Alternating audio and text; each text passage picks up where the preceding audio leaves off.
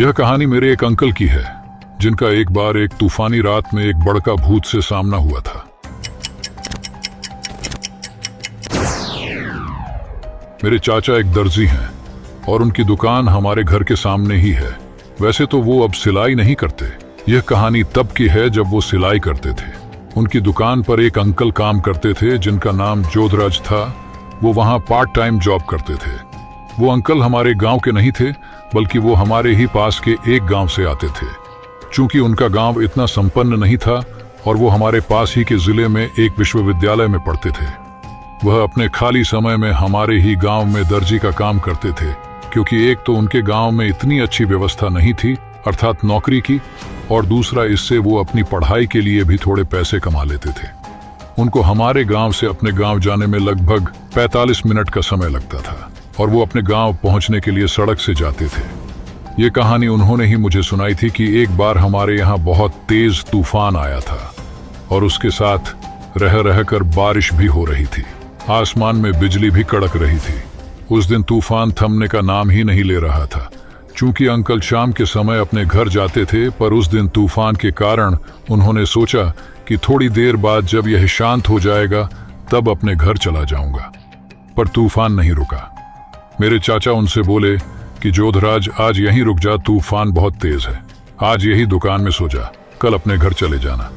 पर उन्होंने कहा कि नहीं भाई साहब, मैं चला जाऊंगा, इतना भी तेज नहीं है तूफान, और घर में मम्मी पापा भी परेशान होंगे।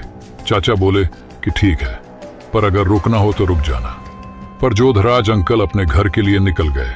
उनके निकलते ही तूफान और तेज हो गया और बहुत तेज रुक रुक कर बरसात भी हो रही थी। कहीं दूर जंगल में सियारों की आवाजें भी आ रही थीं। अंकल एक स्थान पर जाकर रुके। वहां पर दो रास्ते थे, दोनों ही गांव को जाते थे, पर सड़क वाला रास्ता थोड़ा लंबा था। लेकिन जंगल वाले रास्ते जल्दी गांव पहुंच जाऊंगा, यही सोचकर उन्होंने जंगल वाला रास्ता पकड़ लिया। उनके पास एक टार्च थी जो कि मरमर के ही रोशनी दे रही थी, पर आसमान में कड़क रही बिजली के बदौलत ही रास्ता दिखाई दे रहा था। चलते चलते वे यही सोच रहे थे कि आज रास्ता खत्म होने का नाम क्यों नहीं ले रहा है। वो चल ही रहे थे कि तभी उन्हें रास्ते में एक आदमी दिखाई दिया। उन्होंने सोचा कि जरूर गांव में जा रहा होगा, चलो सफर का साथी तो मिला, पूछता हूं। इतना सोचकर वे उसके पीछे जाने लगे।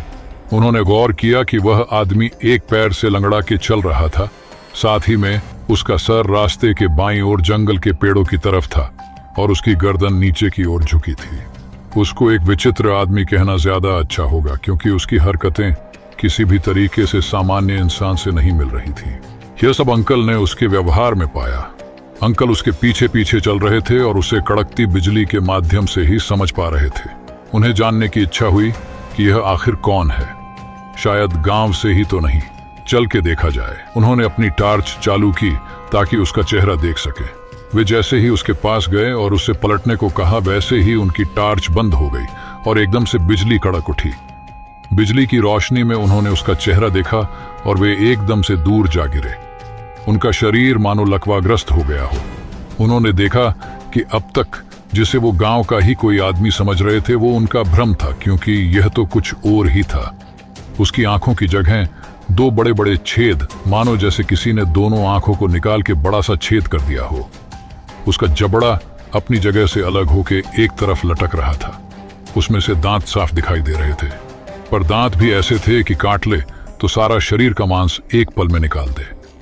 धीरे धीरे वो उनकी तरफ ही बढ़ रहा था। हर पल बिजली कड़कती और वह और उनके पास आ रहा था। अंकल का हाल खराब था और उनकी जीभ हलक में अटक गई। वह एकदम जोर से आगे बढ़ता है और अंकल के बिल्कुल पास से आके गायब हो जाता है। अंकल थोड़ी देर बेसुध इधर उधर देखते रहे और थोड़ी देर बाद उठे और तेजी से अपने गांव की तरफ भागे। वो इतना तेज भागे कि अपने घर जाके ही रुके और हांफते हांफते ही बेहोश हो गए। सुबह जब उनकी आंख खुली तो वे एकदम से चीखे, अरे बचाओ, बड़का बड़का भूत आ गया है। आपको बता दें कि बड़का वे भूत होते हैं जो जंगल में रहते हैं और किसी जोम्बी की तरह चलते हैं। एक बार कोई इन्हें देख ले तो ये उसे जिंदा नहीं छोड़ते हैं। ये अपने को देखने वाले के शरीर को चीर फाड़ कर रख देते हैं और उसे हड्डी सहित खा जाते हैं। ये बात उन्होंने मुझे बताई तो मैं भी बहुत डर गया था। उसके बाद उन्होंने कभी भी उस जंगल का रास्ता नहीं चुना और अब वो उस गांव में भी नहीं रहते हैं, क्योंकि उनकी एक बहुत अच्छी जॉब लग गई है। उस दिन जोधराज अंकल कैसे जिंदा बचे ये तो वो भी नहीं जानते हैं, पर शायद उन्हें उनके कुल देवता ने ही बचाया है, क्योंकि वे हमेशा ही अपने पास उनकी माला रखते हैं। सो आई होप गाइस आपको ये हॉरर स्टोरी अच्छी लगी होगी। तो मिलते हैं आपसे नेक्स्ट हॉरर स्टोरी में। जब तक के लिए tata bye bye and thanks for watching. धन्यवाद।